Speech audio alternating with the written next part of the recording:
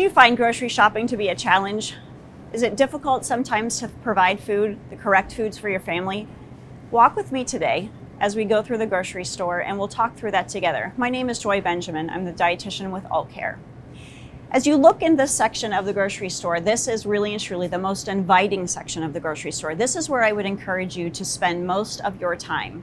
When you think about the menus that you want to create for your family, and not all of us create menus, we think about what do we want to make this week? What do we have in the house?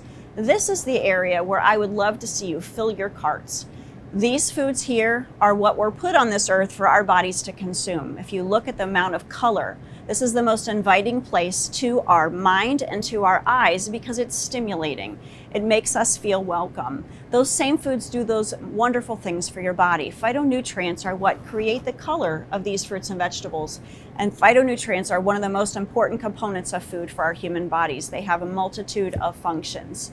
So as you think about what are good choices for me to make, what should I be making for my family? Think too, how often am I offering variety to my family? Am I choosing new things for us to try? Are we very adventurous? Do we explore new things? Or do we stay in the same sort of mundane grocery? Do we take the grocery cart, walk through it, and just put the same foods in day after day after day?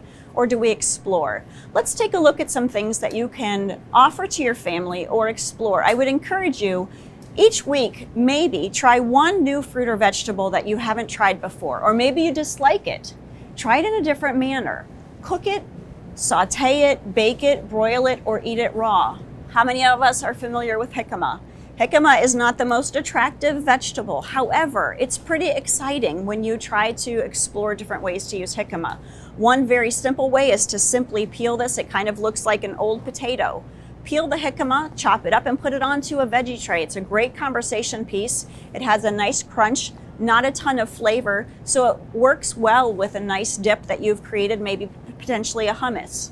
As you wander through the grocery store, the other thing you want to think about are what things are fast and easy. We live in a world where there's not a lot of time, and so one of the things that keep us from providing plenty of fruits and vegetables for our family is the idea that I don't have time to prepare, to cut, to slice, to wash. So maybe you're that person that needs something fast and easy. In that case, we've got little mini carrots. It could be snap peas. It could be that you're choosing something that's already pre-cut and pre-washed at the grocery store. I would encourage you to do at least 2 to 3 of those things in your grocery shopping each week so that you have grab-and-go foods that are easy to prepare. If you look here at mini peppers, this is a great option that you can wash and pop into a Ziploc bag and grab for a great and easy lunch or a snack in the afternoon. Colorful carrots are another great option to choose. Many times we're so used to grabbing baby carrots or regular carrots that are just plain. When you offer yourself a variety of color this way, this is one other great way to get in texture, flavor, and phytonutrients. Our phytonutrients are the colors of the fruits and vegetables that we are grabbing. Red tomatoes are made by lycopene. The color of the orange carrots are made by the carotene in the carrots. That is what's creating the color, and that's what our human bodies need. We require these phytonutrients, so it's imperative that we're looking around, choosing a wide range of color, and again, looking for new things that we haven't tried in the past. As we go through the store, you're going to see different areas of organic fruits and vegetables and some that are inorganic.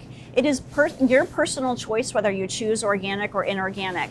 Those of us that will choose organic vegetables oftentimes do so to cut down on pesticides or chemicals in our food products.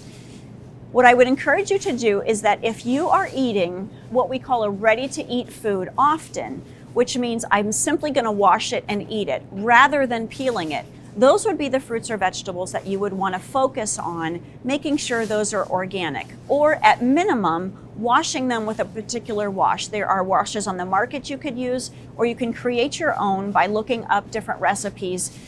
Acidity tends to be helpful in helping to reduce the pesticides on the fruits or vegetables.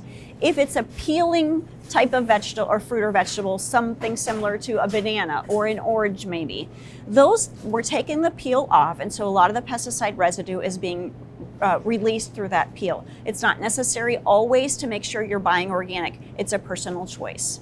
What I want to point out to you here is this. First of all, fruits and vegetables, no matter what, are most important when we are consuming them whole, whether they're cooked or raw.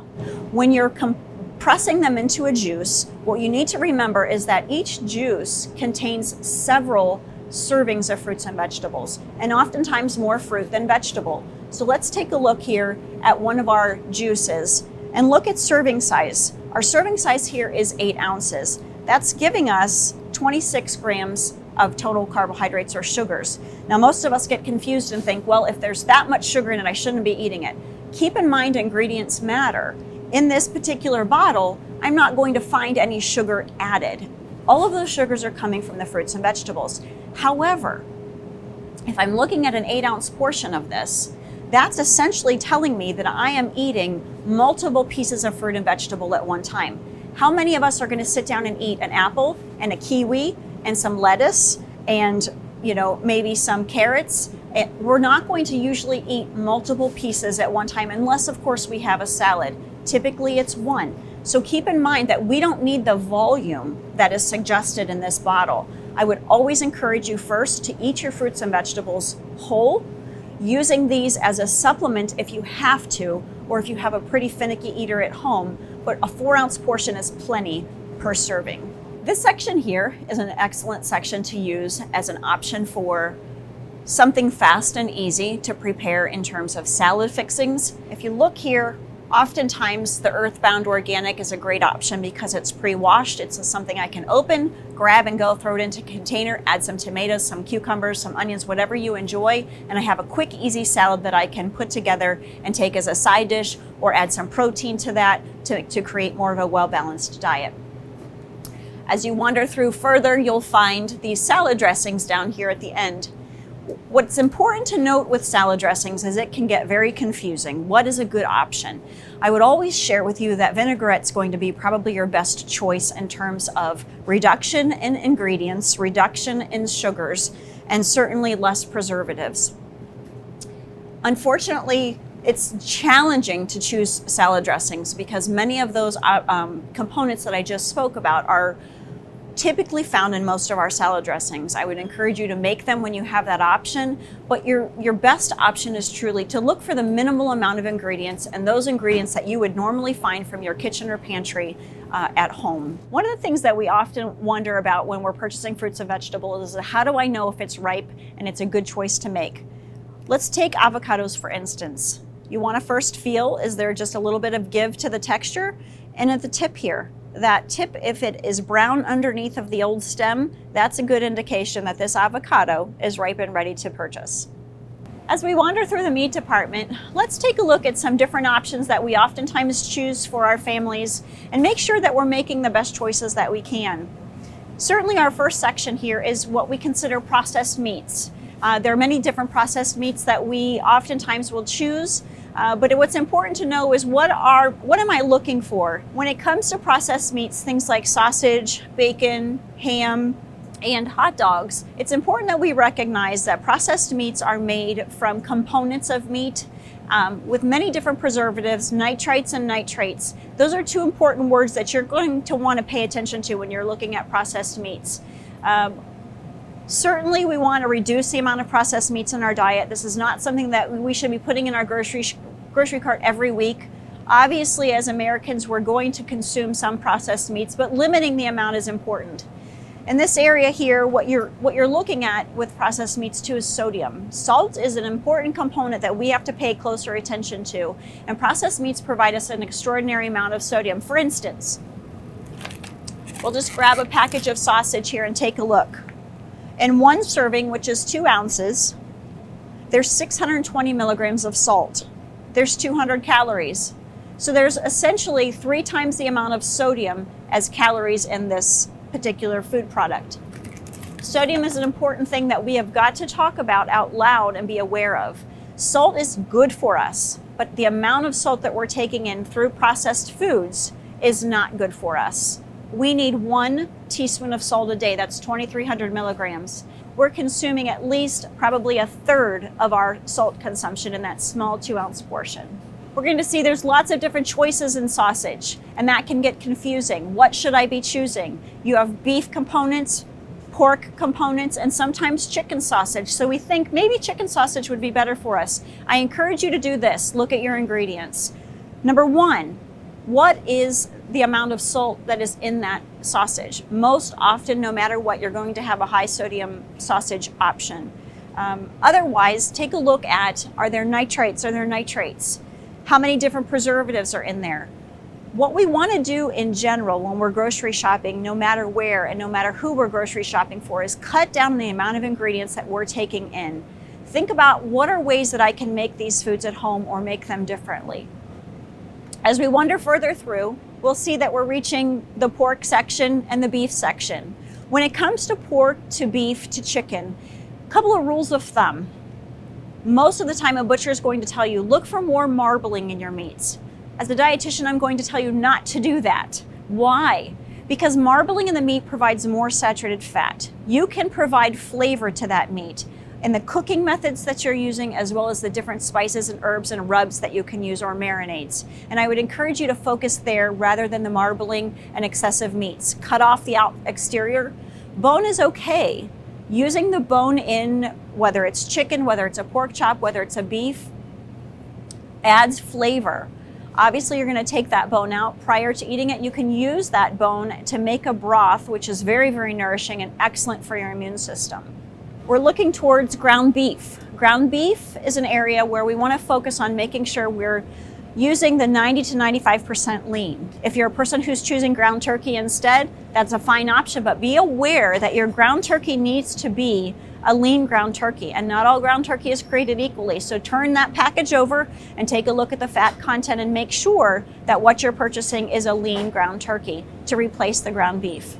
This section here, we have our chicken. Chicken can get a little confusing. We've got free-range chicken, organic chicken, or just the standard chicken.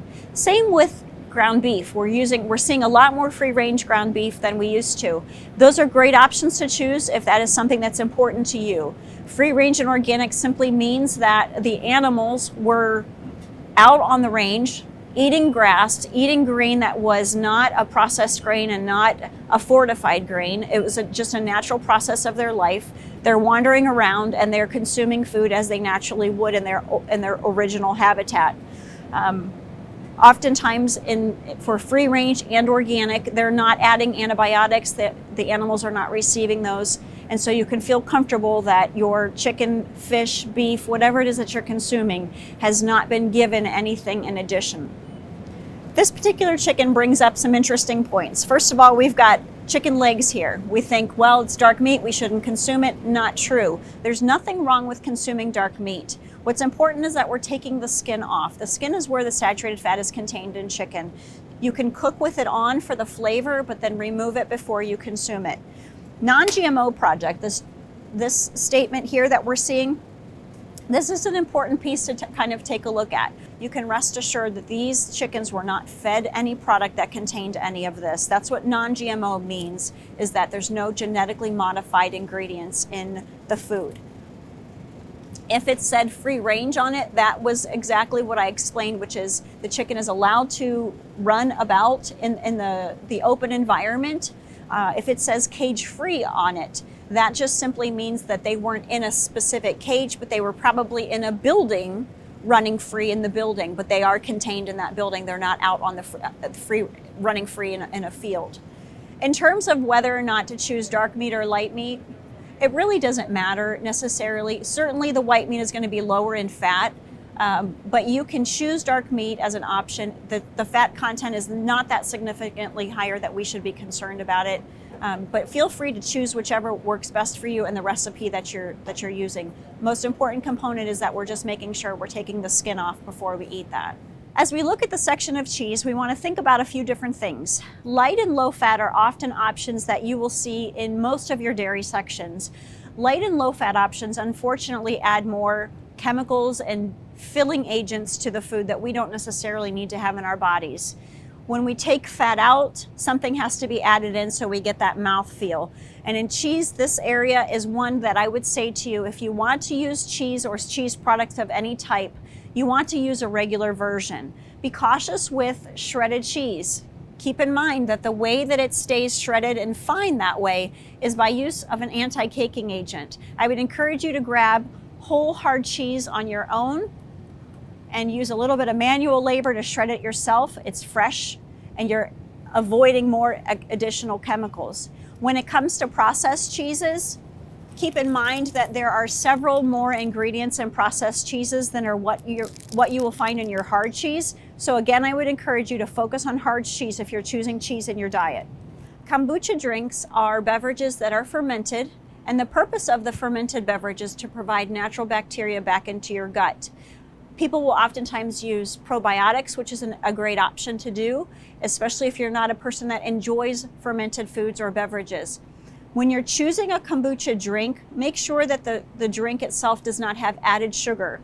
So take a look at the back label of your beverage and look at the included sugars. If there are any grams of included sugar, recognize that that's not the best choice. You're going to want a kombucha drink that does not have anything added to it, but instead is just simply the natural juices or tea that were fermented.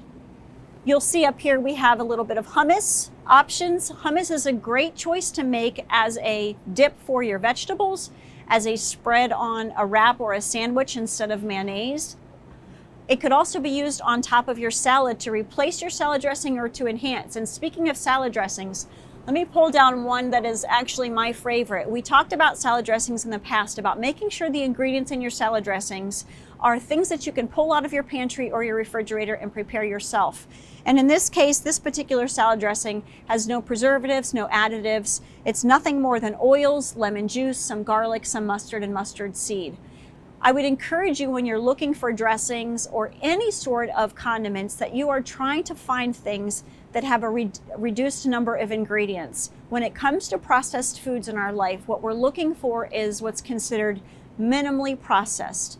That means that most of the ingredients I am recognizing and aware of, and their food components, not something that I have to Google or research to identify what that word means. What kimchi and sauerkraut truly are is nothing more than some version of a cabbage, whether it be a regular cabbage, a Napa cabbage, a red cabbage, that's been fermented to grow bacteria, which is very nourishing to our gut. When you use kimchi, I encourage you not to heat the kimchi, keep it cold. You don't need a large portion of it, so if you're not attuned to that flavor or taste and it's not your favorite, a small portion is plenty for us to get the bacteria that we need. They come in a wide variety of flavors. Many times you can get it spicy if you want something to kick up a notch a little bit in the dish that you've created. Otherwise, just use a plain basic or a garlic flavored. As we wander through the dairy section of the grocery store, there's so many options to choose from. Yogurt being a very complicated sometimes choice that we make because there's not only different brands, but there are different styles of yogurt. Here's what I want you to think about when you're looking at yogurt. Again, we're going to turn that container around and look at the ingredients. We want to see that the sugar content is between 7 to 10 grams minimally. It's a challenging thing to do with yogurt because oftentimes yogurt is sweetened with sugar. The fruit is sweetened as well as the actual yogurt itself. So if you're doing a fruit on the bottom, you're going to get 2 components of sugar going on in there. The other thing to think about with yogurt is, does that yogurt contain a NutraSweet or any sort of alternative sweetener? And if that is the case, that's not the greatest choice to make as well. What you're focused on is, can I find a yogurt with a minimal amount of sugar, or should I opt for a plain yogurt? And in this case, that's what I would encourage you to do. Choose a yogurt that's Greek, that's plain, and add your own flavor to it. You can use raw honey, you can use pure maple syrup, you can add cinnamon to it, sliced apples, fresh berries, granola, whatever your choice be. But you control the ingredients going into your yogurt, and that's the easiest way to do it. When you buy a large container, it's easier on the budget. You can take a scoop of it out, put it into a container, and take it with you wherever it is that you're traveling to. As we wander further down, let's take a look at the different options that you have when it comes to butter and margarine. Typically, this can be a very confusing environment as well. Let me keep this very simple for you. You want to choose butter. Why? Butter has 2 ingredients, cream and salt. That's it. We encourage you to control the amount of butter that you're using in your recipes, and oftentimes you can switch butter for a particular oil that's a better quality, whether it be an olive oil, a sunflower seed oil, or any sort of nut or seed oil. But when you're choosing and looking for something that you want to either spread on bread, or you want to add to vegetables, or to maybe a baked potato, butter is truly your best option. Keeping in mind that all of the other options that you're given when it comes to margarines or some of the other options that maybe are promoting better health or lower cholesterol levels, there are additives and preservatives and fillers in these foods. And again, we focused on the fact that ingredients matter. And in our butter, we have simplistic ingredients. Let's take a further step down into the sour cream section. And cottage cheese, again, with all dairy products, you're going to have that option no matter what to go light or low fat. When it comes to these particular products, if you're going to choose them, I would encourage you to go regular and just control the amount. Why? Because once again, when you're choosing something with light or a low fat option or a fat-free option, something has to be added in to give you that mouthfeel back so that you feel like you're tasting fat. Your better option with sour cream is just a plain Greek yogurt. They mimic each other. In this case, when it comes to things like cottage cheese, for instance, the way that the fat is reduced in cottage cheese is just by simply skimming the milk off in the processing of milk. And in doing so, they can take that milk and turn it into a cottage cheese when they've taken some of the fat off. That's how they just separate the difference between a 4% or a 2% in terms of cottage cheese. There's so many options to choose from when it comes to eggs. You could have eggs that are enhanced with omega-3. What that means is the chickens were fed grain that was fortified with omega-3 fatty acids. And we know omega-3 are anti-inflammatory, so we always want to make sure that we're getting plenty of that into our diet. Another thing that you're going to find in the egg section is either brown eggs versus white eggs. It's just nothing more than a bleaching agent. There could be cage-free eggs. That simply means that the chickens were not contained in cages throughout the course of their life. It could be that they were organic and free range. That means that the chickens are now out again, as we used to talk about with the fresh chicken. These chickens were out running in the field and being fed natural grains without any enhancements, and as well as grass, which is what we truly want them to eat. So those are your different components of eggs that you're looking for, and you're going to see a price range difference as well. Juices can also get confusing. You've got regular juice, you've got juice flavors that are mixed together, you have 100% versus made with natural juices.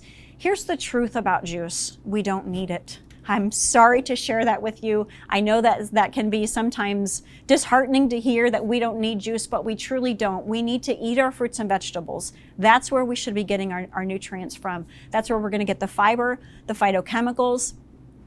Juices cannot provide you with all that you need. So if you're choosing a juice just for something to enjoy, I would encourage you to try 100% juice, but know that that is not an important component of our diet. Let's move on down here to coffee creamers, because we can't drink coffee. We don't like coffee because we have to include creamers in it in order for us to enjoy our coffee. Here's the thing with coffee creamers. Again, these are ingredients that we have to start paying attention to. Many of them, if I picked up Cinnamon Toast Crunch coffee creamer, let's just take a look at a few of those ingredients. Aside from water and sugar as the first ingredient, we have vegetable oil, we have mono and diglycerides, we have cellulose gum, cellulose gel, carrageenan. How many of these do we have to look up to understand where it came from and what it is doing in my food or my beverage? Typically, what I would encourage you to do instead is find something, if you need that sweet or you need some flavor, find something with limited ingredients. Here we have non-fat milk, heavy cream, cane sugar, and flavor. That's it. More simplistic ingredients, or make them on your own at home. The next option for you to use in your coffee, again, to reduce ingredients, is half and half. The ingredients in half and half are literally cream. That's it. So at least in this instance, when you're putting this into your coffee, you know exactly what you're getting. In the milk section, we have many options to choose from. We have dairy milk, and if you're a family or a person who can tolerate dairy and has no trouble with that, this area you want to focus on potentially organic milk. The reason for that is simply that cows that are not treated in an organic way are given what's called RBHT. This is a hormone that is used to keep the milk production always running through the cow.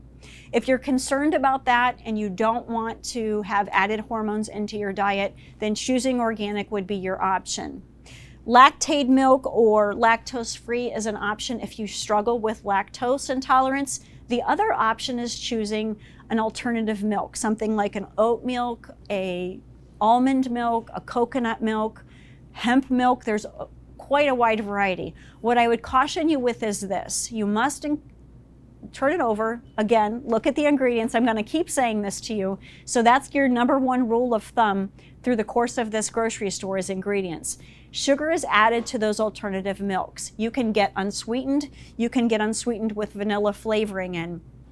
But keep in mind that it's imperative that you're paying attention to the grams of sugar. Remember, in just 1 teaspoon of sugar, there's 4 grams. So every time you pick up a food product and you see 6 grams, 8 grams, 10 grams, you want to make sure you figure out how many teaspoons of sugar is coming in that one serving. So in the milk, for instance, let's take a look at that. If I'm going to choose a vanilla almond milk, there are 12 grams of added sugar in this almond milk. So that tells me that there's 3 teaspoons of sugar every time I pour a cup of this milk. So here's what I try to teach people. Would you walk into your pantry, grab a container of sugar, and just sit there and eat 3 teaspoons of sugar?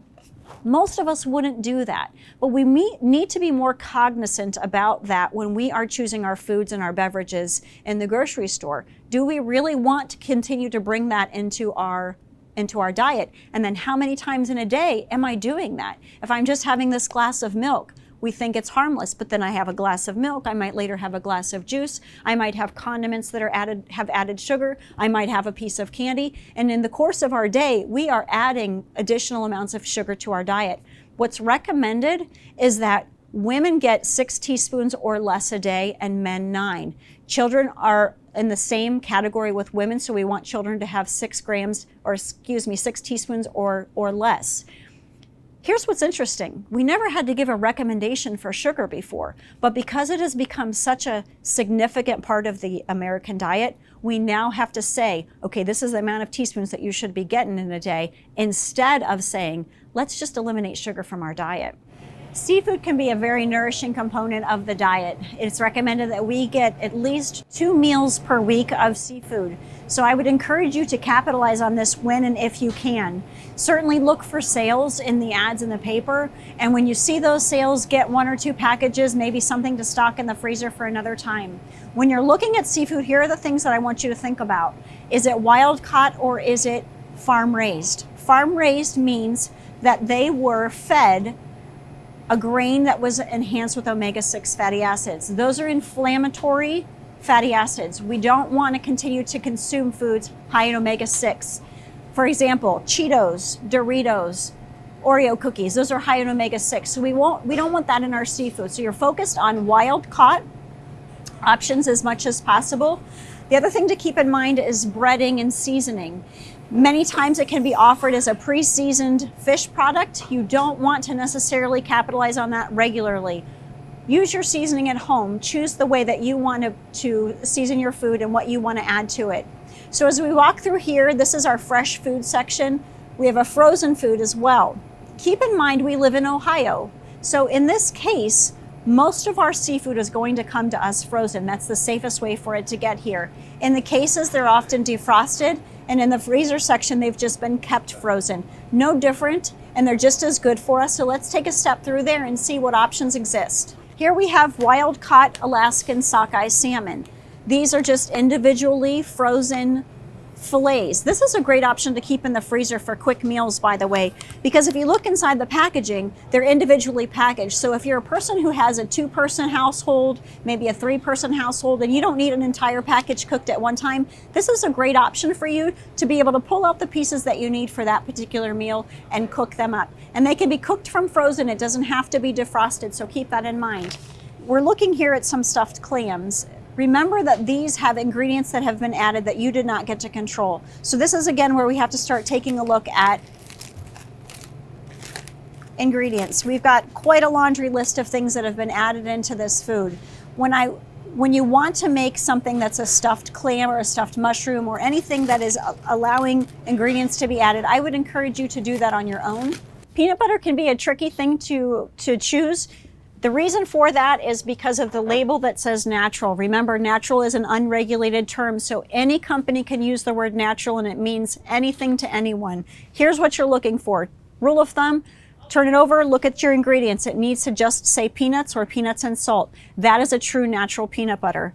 Not an organic necessarily, because in this particular brand, this organic has sugar added and palm oil added, two components of peanut butter that we don't want in our diet. Cereal has become one of those foods that we use oftentimes for breakfast and many times for a snack after school, after work, or right in the evening before we head to bed. Unfortunately, the bad news is that cereal is a processed food, so we don't want to put a lot of cereal into our diet. We really should be choosing different options for our breakfast and our snacks. What I will say to you is this, is if you're choosing a cereal, look for something that is lower in sugar or actually contains no sugar, like maybe shredded wheat here. Shredded wheat has literally just shredded wheat inside and contained. Your number one option for cereal truly is oatmeal, cream of wheat, some sort of a grain that you're cooking from its natural component, and then adding the flavors and seasonings that you want to, whether those be cinnamon, almond extract, honey, fresh fruits. Those are better options to create a cereal rather than what you find prepackaged here on the shelf. Frozen foods are fast, convenient, and easy meals, but they are not nourishing and they don't provide us with what our body needs. And in fact, what they end up doing is giving us too much of what we don't, which is salt. We've got to be aware of salt in our food, as well as the different types of fats and preservatives.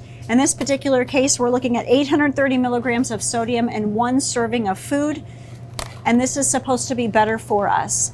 Frozen foods are not your best choice. I encourage you to make your food at home.